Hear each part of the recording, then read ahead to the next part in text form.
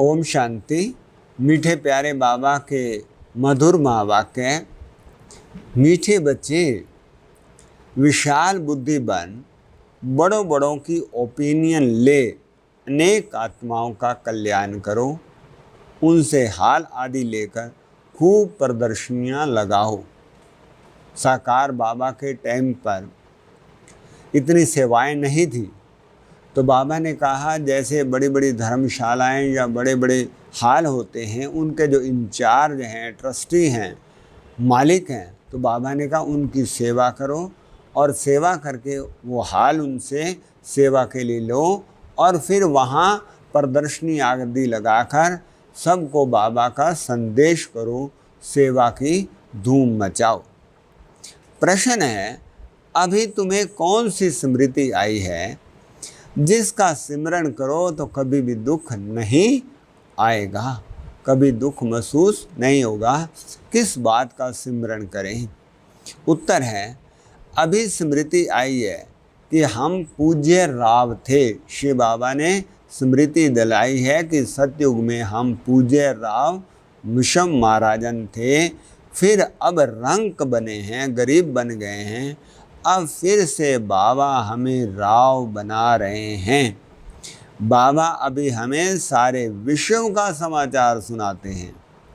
हम वर्ल्ड की history geography को जान गए हैं। सतयुग, त्रेता, द्वापर, कलयुग, इस वर्ल्ड का पूरा चक्कर है, उसको हम जान चुके हैं। बाबा ने हमें समझा दिया है।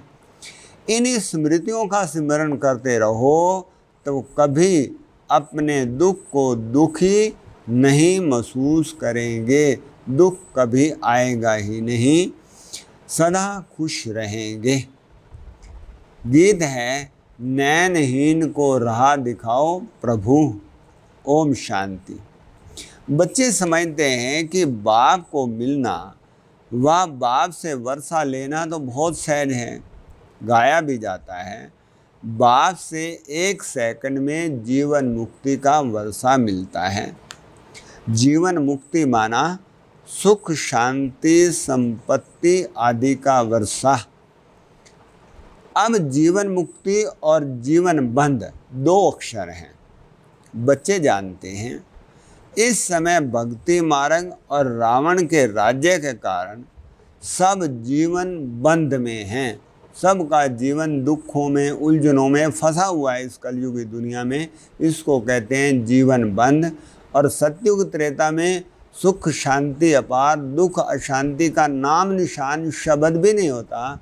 जीवन बड़ा आनंदमय होता है देवताओं का स्वर्ग में। तो बाबा कहते हैं वो है जीवन मुक्त अवस्था। बच्चे जानते हैं इस समय भक्ति मार्ग और रावण राज्य के कारण सारे जीवन बंध में हैं। बाप आकर बंधन से मुक्त करते हैं, वर्षा देते हैं। जैसे बच्चा, लौकिक में बच्चा जन्मा, माँ बाप, मित्र संबंधी आदि समझ जाते हैं कि वारिस पैदा हुआ। जैसे ही पुत्र पैदा होता है तो हर एक समझ जाता है कि ये वारिस, घर का मालिक आ गया है। पहले 2 हैं तो तीसरा आ गया, 3 भाई मालिक हो गए, 1 है दूसरा है तो 2 मालिक हो गए। तो बाबा ने कहा जैसे दुनिया में ऐसे समझा जाता है, ऐसे ही जैसे ही हम बाबा के बच्चे बनते हैं तो 1 सेकंड में निश्चय हुआ शिव बाबा मेरा बाबा है, बाबा आया हुआ है। उसी पल हम बाबा के वर्षे के अधिकारी बन जाते हैं। बच्चे कहते हैं बाबा कल पहले मिसल आप हमको आकर मिले हो, आपसे ही सहज वर्षा पाने का रास्ता मिला है।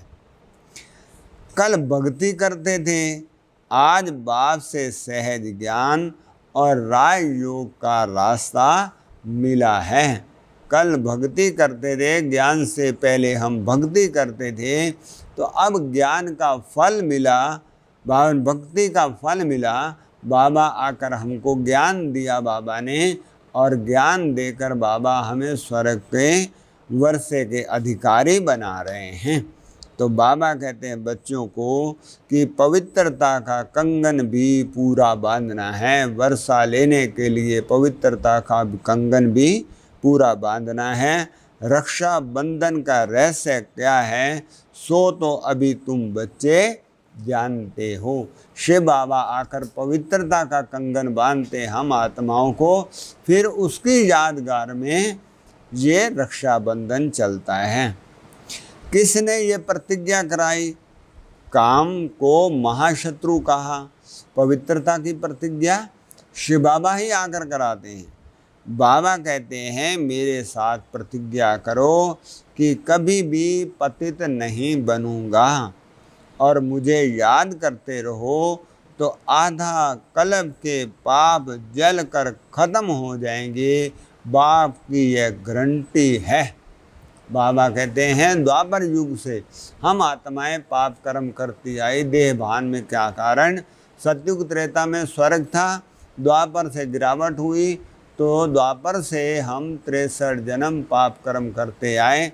तो बाबा कह रहे बच्चे अगर तुम मुझे याद करोगे और पवित्रता का पूरा कंगन बांधोगे तो बच्चे मैं तुमको सब पापों से मुक्त कर दूंगा। ये बाबा की गारंटी। बाप समझाते हैं आत्मा में ही खाद पड़ी है।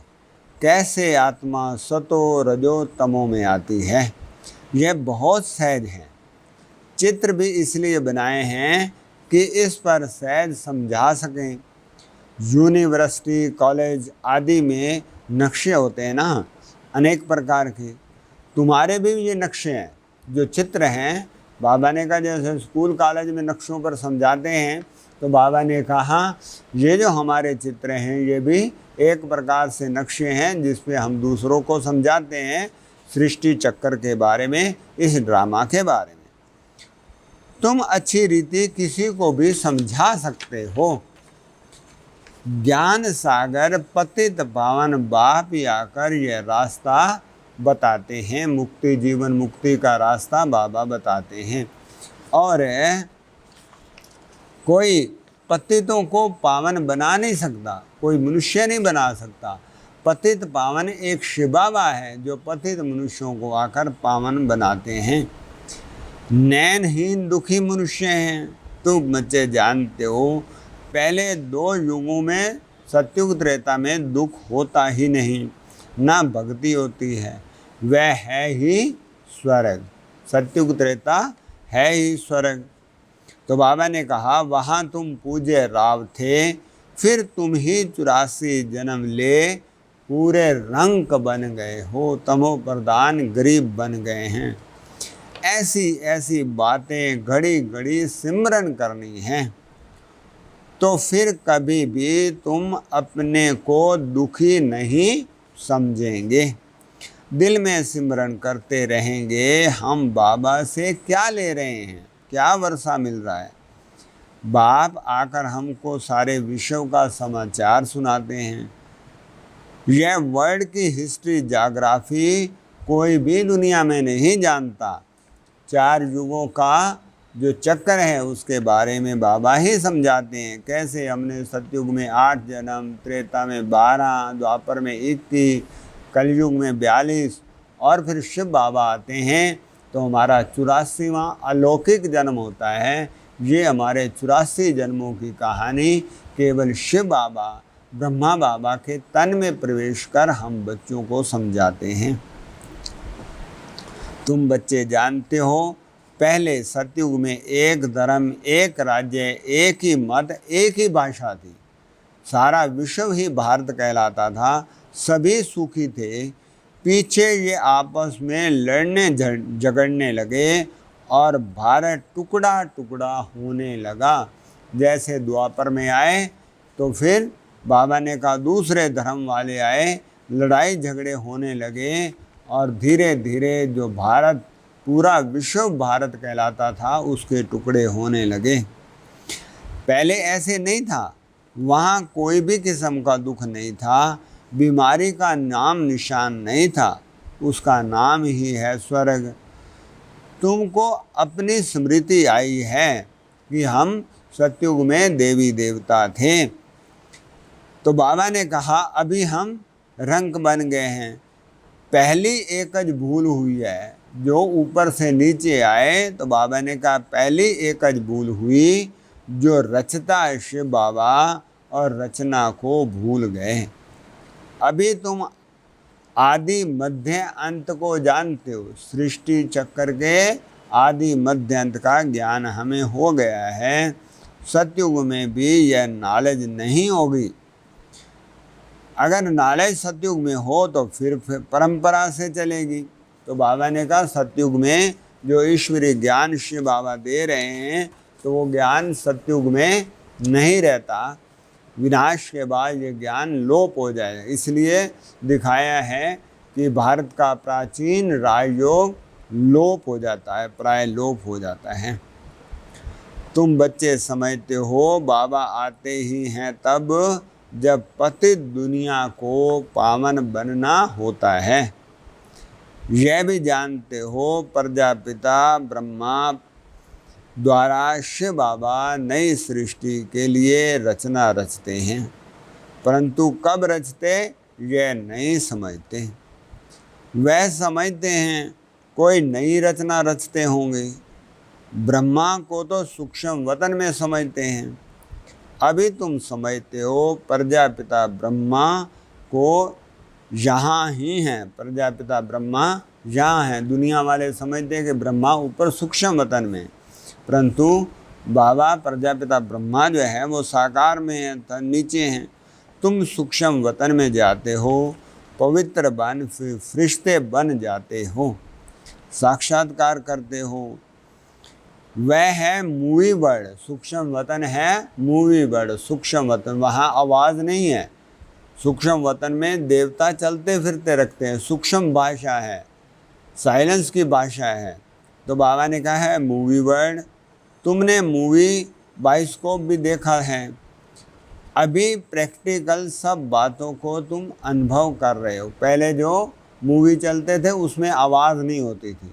तो बाबा ने कहा जैसे स्वप्न देखते हैं तो स्वप्न में ऐसे लगता है कि हम बातचीत कर रहे हैं, सब कुछ हो रहा है, परंतु आवाज़ नहीं होती। ऐसे सूक्ष्म वतन में भी देवता प्रकाश के शरीर में वह चलते फिरते दिखते हैं, बातचीत करते हैं। तो उनकी भाषा सूक्ष्म भाषा है, इशारों की भाषा है।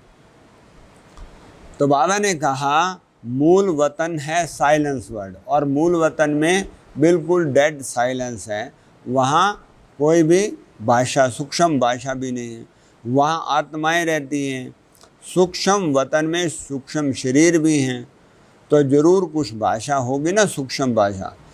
तुम बच्चों की बुद्धि में है हम आत्माओं का संस्थान है शांति धाम, और फिर है सूक्ष्म वतन। हम आत्माओं का घर है शांति धाम, मूल वतन सूक्ष्म, और फिर है सूक्ष्म वतन।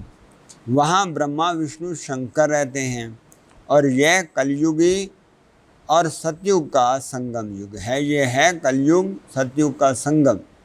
अभी हम संगम पर हैं, और सूर्य चांद तारागण से ऊपर सूक्ष्म वतन दूसरा वतन है, जहाँ पर ब्रह्मा विष्णु शंकर देवता रहते हैं।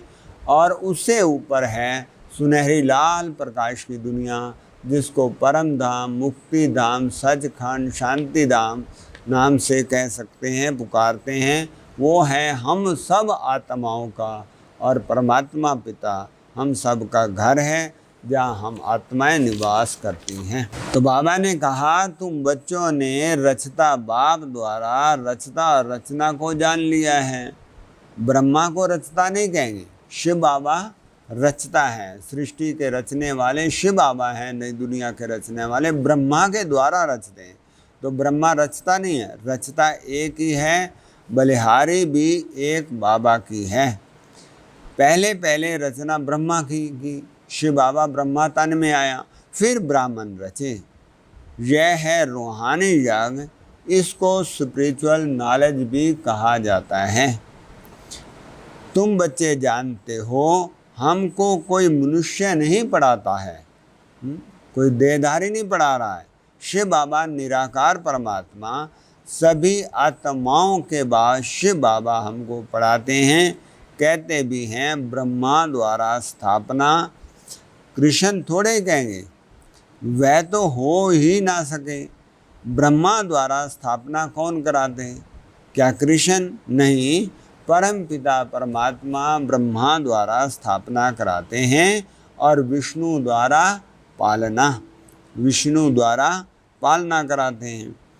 ब्रह्मा मुख वंशावली फिर जाकर विष्णुपुरी के देवता बनते हैं। अभी जो शिव बाबा से आत्माएं ज्ञान सीखकर ज्ञान राजयोग के द्वारा अपने जीवन को श्रेष्ठ बना रहे हैं, आत्माएं पावन बन रही हैं, वही पवित्र आत्माएं, पावन आत्माएं फिर महाविनाश के बाद सतयुग में जाकर देवी देवता बनेंगे। तो ब्रह्मा सो विष्णु, विष्णु सो ब्रह्मा, यह भी बच्चों को समझाया है। श्री कृष्ण की आत्मा जो विष्णु ही है, नारायण श्री कृष्ण स्वयंवर के बाद लक्ष्मी नारायण, राधे कृष्ण बचपन में, फिर स्वयंवर के बाद लक्ष्मी नारायण, और लक्ष्मी नारायण का कंबाइंड रूप है विष्णु। तो बाबा ने कहा विष्णु सतयुग में, फिर पाठ बजाते बजाते श्री कृष्ण की आत्मा अंत में ब्रह्मा तन में, और ब्रह्मा फिर पुरुषार्थ करके फिर सतयुग में विष्णु बनते हैं। इसलिए विष्णु की नाभि से ब्रह्मा वृद्ध कमल के फूल पर दिखाया है। तो बाबा कहते हैं ब्रह्मा सो विष्णु, विष्णु सो ब्रह्मा कैसे बनते, तो बाबा ने ये हम बच्चों को समझाया है।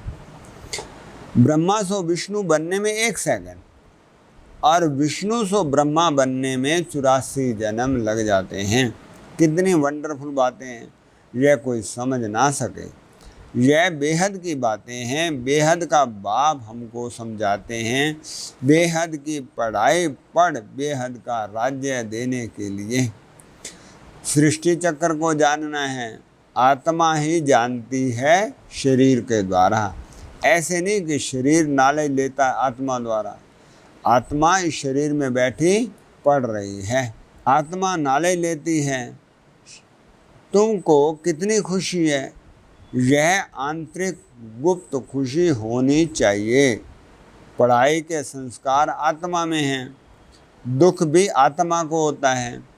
कहते हैं हमारी आत्मा को दुखी मत करो।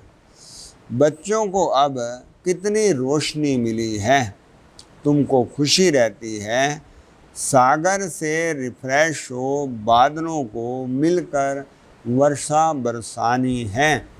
ज्ञान सागर शिव बाबा के पास बच्चे जाते हैं। माउंट आबू में ब्रह्मा बाबा जब साकार में थे, या अव्यक्त बाबा से मिलने बच्चे जाते थे। माउंट आबू मधुबन जो हेड ऑफिस है, तो शिव बाबा से बादल माना आत्माएं ज्ञान से भरपूर हो जाती थी। फिर बाबा कहते बच्चे जाकर दूसरों को ज्ञान सुनाओ, ज्ञान वर्षा करो। आपस में मिलकर प्रदर्शनी आदि तैयार करने में मदद करो। शौक होना चाहिए, सर्विस सर्विस सर्विस, सेवा का शौक होना चाहिए। अच्छा, मीठे मीठे सीखी लदे बच्चों प्रति माता पिता बाप दादा का याद प्यार और गुड मॉर्निंग। रूहानी बाप की रूहानी बच्चों को नमस्ते। हम रूहानी बच्चों की रूहानी बाप दादा को नमस्ते जी नमस्ते। सदा रहेंगे हंसते। वाह बाबा वाह, शुक्रिया बाबा शुक्रिया। धारणा के लिए मुख्य सार, बाप द्वारा मिली हुई नॉलेज का सिमरण कर अपार खुशी में रहना है। विशाल बुद्धि बन जोर शोर से सेवा करनी है। ज्ञान का सिमरण कर, मनन चिंतन कर अपार खुशी में रहना है और सेवा जोर शोर से करनी है। दूसरा पॉइंट है, बाप दादा द्वारा जो स्मृति मिली है उसे विस्मृति में नहीं लाना है, भूल नहीं जाना। बाबा ने जो ज्ञान दिया है बुद्धि से निकाल नहीं देना है। पवित्र रहने की जो बाप से प्रतिज्ञा की है उसे पूरा निभाना है। वरदान, अपने भाग्य और भाग्य विधाता के गुण गाने वाले सदा प्रसन्नचित आत्मा भव।